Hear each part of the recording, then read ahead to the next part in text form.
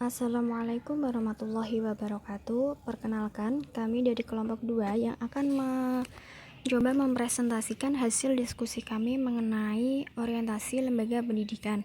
Nah, perkenalkan, ini dari anggota kami yaitu ada saya sendiri Elsya Ermawati NIM 13 dan ada Qurratu Aini Fatimatu Zahra NIM 22 dan Marwa Fajrin NIM 31. Langsung saja, ini materi yang pertama,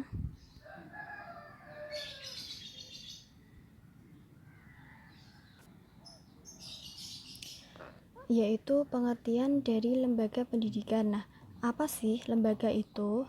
Lembaga itu secara sosiologis yaitu suatu format yang stabil, terstruktur, dan mapan. Artinya, suatu jaringan sarana hidup yang berisi peran yang sangat penting, yaitu untuk menjalankan fungsi masyarakat secara terus-menerus dan berulang-ulang. Nah, selanjutnya adalah pendidikan. Pendidikan itu berasal dari bahasa Yunani, yaitu pedagogik, yaitu yang artinya menuntun anak. Ilmu yang menuntun anak ya, maaf. Sedangkan menurut KBBI yaitu pendidik atau mendidik, yang artinya memelihara dan memberi latihan atau ajaran atau pimpinan mengenai akhlak dan kecerdasan pikiran. Selanjutnya, secara istilah, pendidikan yaitu pengertian proses merubah sikap dan tata laku seseorang atau kelompok orang dalam mendewasakan manusia melalui proses pengajaran dan latihan, proses perbuatan, dan cara mendidik. Nah, selanjutnya, berdasarkan dari pengertian lembaga dan pendidikan tadi, nah ini pengertian dari lembaga pendidikan yang sesungguhnya, yaitu suatu wadah yang berguna untuk menuntun manusia menuju masa depan yang lebih baik. Setiap orang yang berada di bawah lembaga pendidikan pasti akan mengalami perubahan dan perkembangan menurut warna dan corak dari lembaga pendidikan yang ditempati. Nah, selanjutnya adalah pengertian struktur organisasi lembaga pendidikan. Menurut KBBI, suatu cara bagaimana sesuatu disusun, susunan atau bangunan. Sedangkan struktural yaitu yang mengenai susunan organisasi. Organisasi adalah susunan dan aturan dari berbagai bagian orang atau lain sehingga merupakan kesatuan yang teratur. Nah, struktur dari organisasi lembaga pendidikan ini dibagi menjadi dua, yaitu ada struktur sentralisasi dan struktur desentralisasi. Yang pertama adalah struktur sentralisasi, yaitu kekuasaan dan tanggung jawab dipusatkan pada pemerintah. Selanjutnya adalah prosedur pelaksanaan tugasnya sangat dibatasi oleh peraturan-peraturan dan instruksi-instruksi dari pusat. Nah, adapun ciri pokok yang menonjol yaitu keharusan adanya uniformalitas atau keseragaman yang sempurna bagi seluruh daerah lingkungan di negara itu. Nah, artinya dari struktur sentralisasi ini kepala sekolah dan guru-guru dalam kekuasaan dan tanggung jawabnya serta prosedur pelaksanaannya itu sangat dibatasi oleh peraturan-peraturan dan instruksi dari pusat ya, yang telah diterima dari hierarki atasannya atau dari pusatnya. Selanjutnya adalah struktur desentralisasi, yaitu pendidikan bukan urusan pemerintah pusat melainkan menjadi urusan pemerintah daerah dan rakyat setempat. Selanjutnya adalah kepala sekolah tidak semata-mata sebagai guru kepala, tapi juga sebagai seorang pemimpin profesional dengan tanggung jawab yang luas dan langsung terhadap hasil-hasil yang dicapai oleh sekolahnya. Akan melanjutkan penjelasan dari Mbak Elsya tentang jalur, jenjang, dan jenis lembaga pendidikan. Apa sih jalur pendidikan itu? Jalur pendidikan yaitu suatu proses pendidikan yang dilalui oleh peserta didik yang disesuaikan dengan tujuan pendidikan agar dapat mengembangkan potensi atau kemampuan yang ada pada masing-masing peserta didik. Jadi jalur pendidikan itu suatu proses atau langkah-langkah pendidikan yang dilalui oleh peserta didik untuk mengembangkan potensi pada masing-masing peserta didik. Seperti itu. Menurut Teguh Triwianto, jalur-jalur pendidikan itu terbagi menjadi pendidikan formal, pendidikan non-formal, dan pendidikan informal. Yang pertama yaitu jalur pendidikan formal. Apa sih jalur pendidikan formal itu? Jalur pendidikan formal yaitu pendidikan yang memiliki struktur dan tingkat perjenjangan yang dimulai dari jenjang pendidikan dasar, jenjang pendidikan menengah, hingga jenjang pendidikan tinggi. Misalnya, jenjang pendidikan dasar itu seperti sekolah dasar dan madrasah ibtidaiyah. Terus kemudian jenjang pendidikan menengah itu seperti SMP dan MTS. Terus selanjutnya jenjang pendidikan tinggi itu seperti madrasah aliyah dan juga SMA. Nah, pendidikan formal sendiri itu memiliki ciri-ciri antara lain biasanya proses pembelajarannya itu berlangsung di dalam ruang kelas yang sengaja diadakan oleh suatu lembaga pendidikan formal tertentu. Nah, selanjutnya itu ciri dari pendidikan formal. Adanya guru sebagai orang yang dipilih dan ditetapkan secara resmi oleh lembaga tersebut untuk mengajar dan mendidik para peserta didik. Jadi dalam pendidikan formal itu pasti ada seseorang yang dipilih untuk mengajar dan mendidik siswa. Orang tersebut adalah guru. Yang ketiga itu sudah memiliki sistem administrasi serta manajemen yang jelas. Jadi pada pendidikan formal itu sudah ada sistem administrasi dan manajemen yang tertata gitu. Kemudian memiliki kurikulum formal sesuai yang diterbitkan oleh pemerintah. Jadi ketika pemerintah mengganti kurikulum yang A, nanti dia ikut kurikulum yang A. Kalau pemerintah memerintahkan untuk memakai kurikulum yang B, maka lembaga tersebut mengikuti kurikulum yang ditetapkan oleh pemerintah.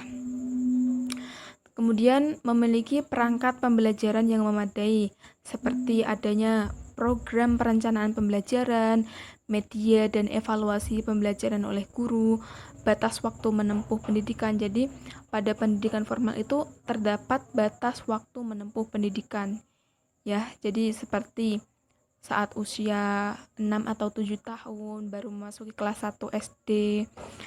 Seperti itu ya, hingga ke jalur berikutnya.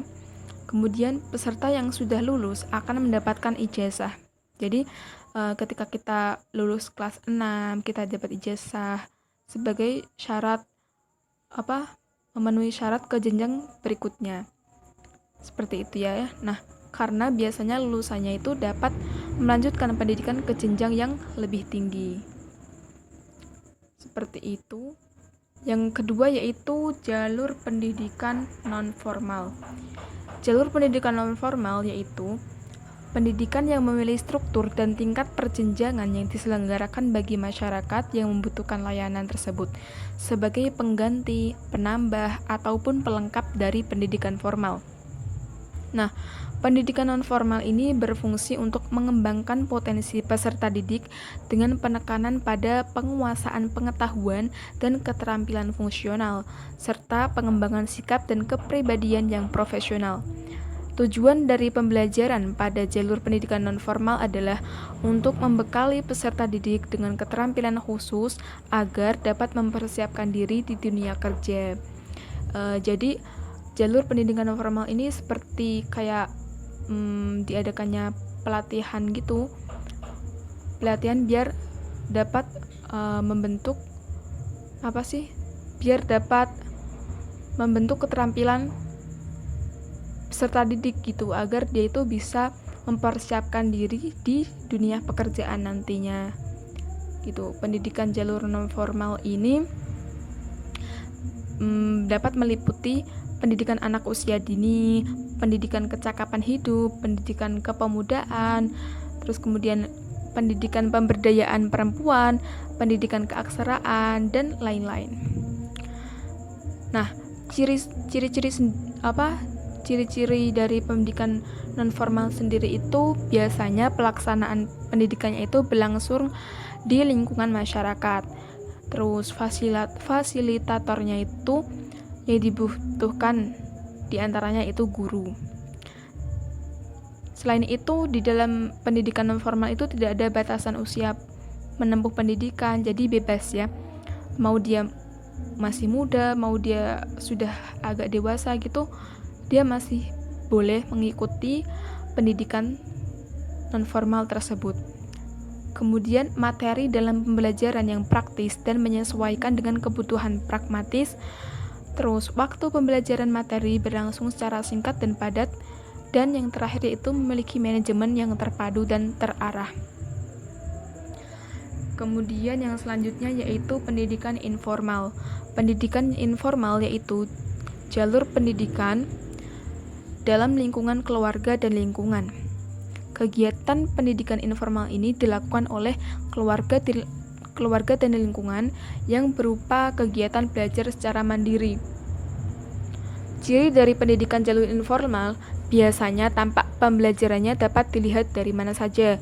Tidak ada persyaratan, tidak ada berjenjangan, tidak ada perjenjangan pendidikan. Terus tidak ada program yang direncanakan secara formal dan tidak ada materi tertentu yang harus dikaji secara formal. Hasil pendidikan ini kemudian diakui sama dengan pendidikan formal dan non formal. Kemudian selanjutnya yaitu jenjang pendidikan.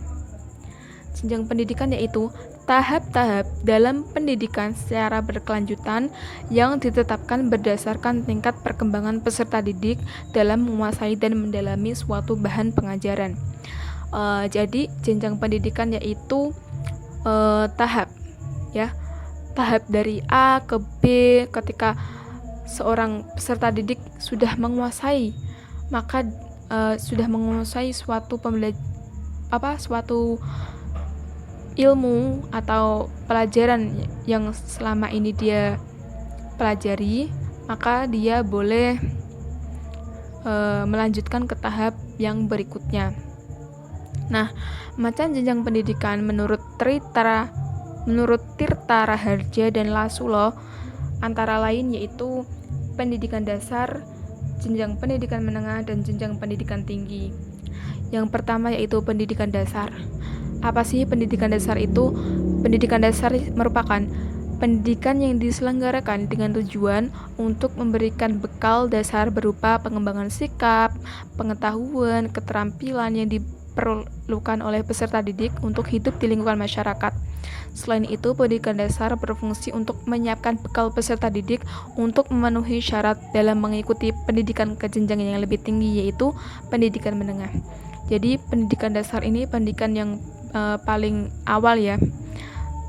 Sudah saya sebutkan tadi di depan, yaitu yang merupakan pendidikan dasar yaitu SD atau MI, sekolah dasar. Nah, di sekolah dasar itu merupakan pendidikan awal yang memberikan bekal dasar ya, berupa sikap, pengetahuan, dan keterampilan untuk membiasakan hidup di lingkungan masyarakat. Terus kemudian yaitu jenjang pendidikan menengah. Jenjang pendidikan menengah yaitu pendidikan sesudah pendidikan dasar yang berlangsung dalam jangka waktu 3 tahun. Nah, pendidikan menengah ini diselenggarakan di SLTA, sekolah lanjutan tingkat atas, atau satuan pendidikan lain yang sederajat. Yang termasuk dalam pendidikan menengah itu seperti SMP dan SMA. Ya, pendidikan menengah ini bertujuan untuk mempersiapkan peserta didik dalam memasuki pendidikan selanjutnya, yaitu pendidikan tinggi, maupun untuk memasuki sebuah lapangan kerja. Pendidikan menengah terdiri atas pendidikan umum, pendidikan menengah kejuruan, pendidikan menengah luar biasa, pendidikan menengah kedinasan, dan pendidikan menengah keagamaan. Yang ketiga yaitu pendidikan tinggi. Pendidikan tinggi merupakan jenjang pendidikan lanjutan dari jenjang pendidikan menengah. pendidikan tinggi diselenggarakan untuk menyiapkan peserta didik dalam terjun dan menjadi anggota masyarakat yang memiliki kemampuan akademik dan profesional yang dapat menciptakan dan mengembangkan ilmu pengetahuan teknologi dan kesenian yang kemudian dapat menerapkannya dalam kehidupan masyarakat. Nah, yang termasuk dalam pendidikan tinggi itu seperti universitas atau institut. Nah, pada universitas itu kan sudah ada kayak kejuruan untuk dipersiapkan di masa yang akan datang gitu kan, agar menjadi sosok anggota masyarakat yang mempunyai akademik yang unggul dan profesional, sehingga dapat menciptakan atau mengembangkan ilmu pengetahuan, teknologi, dan kesenian. Dan selanjutnya yaitu ada jenis lembaga pendidikan. Menurut Undang-Undang Pendidikan Nasional Nomor 20 Tahun 2003, Pasal 1 Ayat 9, adalah kelompok yang didasarkan pada kekhususan tujuan pendidikan suatu satuan pendidikan. Menurut Tirta Raharja dan Lassulao, jenis pendidikan yang termasuk jalur pendidikan sekolah terdiri dari yang pertama yaitu pendidikan umum. Pendidikan umum yaitu pendidikan yang mengutamakan perluasan pengetahuan dan keterampilan yang dibutuhkan oleh peserta didik dengan pengkhususan yang diwujudkan pada tingkat-tingkat akhir masa pendidikan. Nah, pendidikan umum itu berfungsi sebagai acuan umum bagi jenis pendidikan yang lainnya.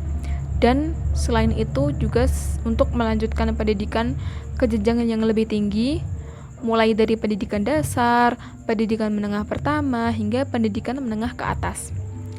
Yang kedua yaitu pendidikan kejuruan. Pendidikan kejuruan ini bertujuan untuk mempersiapkan peserta didik agar dapat bekerja di bidang-bidang pekerjaan tertentu seperti bidang teknik, tata boga, busana, kerajinan, perhotelan, administrasi, perkantoran, dan lain sebagainya. Nah, contoh lembaga pendidikan kejuruan ini misalnya STM ya, kalau di Kudus itu yang terkenal ada STM Ma'arif itu, terus ada SMEA dan SMIK. Yang ketiga yaitu pendidikan luar biasa. Pendidikan luar biasa ini diselenggarakan khusus untuk peserta didik yang berkebutuhan khusus atau peserta didik yang menyandang kelainan fisik dan mental. Contoh dari lembaga pendidikan luar biasa ini seperti SDLB, Sekolah Dasar Luar Biasa, yang di dalamnya memiliki program khusus, yaitu program untuk anak tunanetra, tunarungu, tunagrahita, tunadaksa, tunalaras, dan tunaganda. Nah, jadi sekolah dasar luar biasa ini tuh dikhususkan untuk mereka yang menyandang kelainan fisik dan mental ya. Kemudian yang keempat yaitu pendidikan kedinasan. Pendidikan ini diselenggarakan khusus untuk meningkatkan kemampuan calon pegawai kedinasan dalam melaksanakan tugas di suatu kedinasan seperti di departemen pemerintah atau lembaga pemerintah non-departemen. Nah, pendidikan ini terdiri dari pendidikan tingkat menengah seperti SPK, Sekolah Perawat Kesehatan, dan pendidikan tingkat tinggi seperti APDN atau Akademi Pemerintah Dalam Negeri. Jadi ketika seseorang ingin bekerja sebagai dinas ya, bekerja di kedinasan, maka seseorang itu harus menempuh pendidikan kedinasan.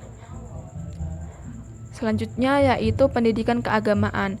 Pendidikan keagamaan ini diselenggarakan khusus bagi peserta didik agar dapat melaksanakan peranan yang menuntun penguasaan dalam pengetahuan khusus tentang ajaran agama. Pendidikan ini dapat terdiri dari tingkat pendidikan dasar seperti madrasah ibtidaiyah, kemudian tingkat pendidikan menengah seperti sanawiyah, dan tingkat pendidikan tinggi seperti IAIN. Nah, jadi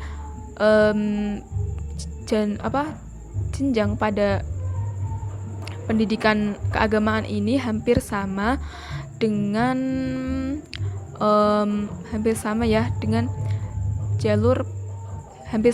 jenjang pendidikan.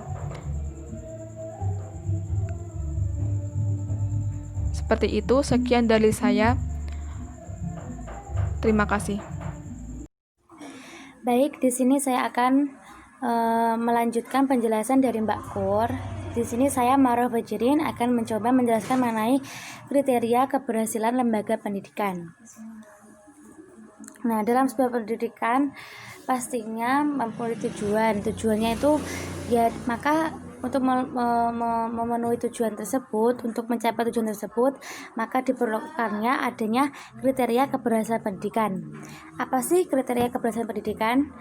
Kriteria keberhasilan pendidikan adalah ukuran tingkat pencapaian prestasi belajar yang mengacu pada kompetensi dasar dan standar kompetensi yang ditetapkan yang menjejerikan penguasaan konsep atau keterampilan yang diamati dan diukur. Nah, kriteria keberhasilan ini berfungsi untuk menentukan nilai suatu aspek dalam suatu komponen tertentu. Nah, komponen di sini adalah tentang penguasaan konsep tersebut atau keterampilan. Nah, pengelolaan suatu lembaga pendidikan yang efektif dan efisien merupakan syarat mutlak keberhasilan organisasi tersebut. Seperti yang saya tadi jelaskan, makanya dibutuhkannya kriteria keberhasilan lembaga pendidikan. Nah, agar menjadi suatu organisasi yang tepat sasaran dan berdaya guna. Lembaga pendidikan di sini saya akan mengambil contoh sekolah, lembaga pendidikan sekolah atau lembaga pendidikan formal. Lembaga pendidikan formal memerlukan suatu sistem pengelolaan yang profesional sebagai salah satu komponen utama dalam sistem pendidikan. Maka selayaknya sekolah memberikan kontribusi nyata dalam meningkatkan kualitas SDM, yaitu siswanya sendiri, manusianya atau para pendidiknya. Kriteria mutu dan keberhasilan pembelajaran seharusnya dibuat secara rinci sehingga benar-benar measurable and observable atau dapat diukur dan dapat diamati. Nah, setelah ini aku memaparkan kriteria keberhasilan pembelajaran. Pertama, keberhasilan peserta didik menyelesaikan serangkaian tes, baik tes formatif, sumatif maupun tes keterampilan. Tes formatif ini saya akan menjelaskan. Penilaian ini tuh digunakan untuk mengukur satu atau beberapa pokok bahasan tertentu. Tujuannya untuk memperoleh gambaran tentang daya serap siswa terhadap pokok bahasan tersebut. Nah, misalnya kita membahas kita kan biologi ya, misalnya membahas tentang sel. Nah, kita tes daya serap siswa itu mengenai bab sel itu gimana, apakah dia udah paham, udah bisa atau belum. Nah, hasil tes formatif ini dimanfaatkan untuk memperbaiki proses belajar mengajar. Jika proses belajar mengajar seperti ini, ceramah cocok untuk pembahasan sel, maka akan diteruskan. Kalau tidak cocok ya kita ganti dengan metode yang lain, seperti itu. Nah, kalau tes sumatif itu tes untuk mengukur daya serap siswa terhadap bahan-bahan pokok bahasan yang telah diajarkan. Nah, itu tuh bisa 1 semester, setengah tahun atau 2 tahun pelajaran. Kalau ini bedanya, tes formatif kan 1 bahasan pokok saja. Kalau sumatif itu beberapa bahasan pokok, makanya dalam 1 semester atau 2 semester. Nah, ini tuh bertujuan untuk meningkatkan taraf keberhasilan belajar siswa dalam satu periode, dalam periode tersebut, pembelajaran tersebut. Nah, hasil tes ini tuh dimanfaatkan untuk kenaikan kelas atau untuk menyusun ranking, seperti itu. Kalau tes keterampilan, pastinya udah tahu untuk mengetes keterampilan siswa seberapa banyaknya. Terus yang kedua, setiap keberhasilan tersebut dihubungkan dengan standar kompetensi dan kompetensi dasar yang mengacu pada KKM atau kriteria kelulusan minimal atau kriteria kelulusan ideal, yaitu 75%. Nah, kalau sudah itu maka dihubungkan dengan KKM atau KKI ini. Terusan Ketercapaian keterampilan vokasional atau praktek bergantung pada KKM atau KKI.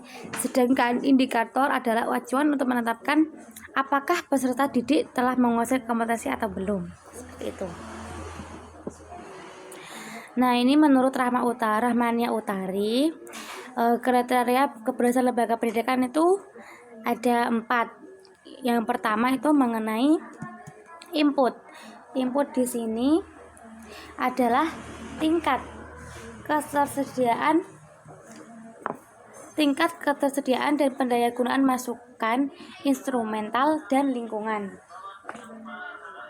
Nah, yang dimaksud di sini adalah instrumental input adalah meliputi kebijakan pendidikan, kurikulum, kepala sekolah, guru, sarana prasarana, media, fasilitas dan lain-lain. Itu termasuk instrumental inputnya.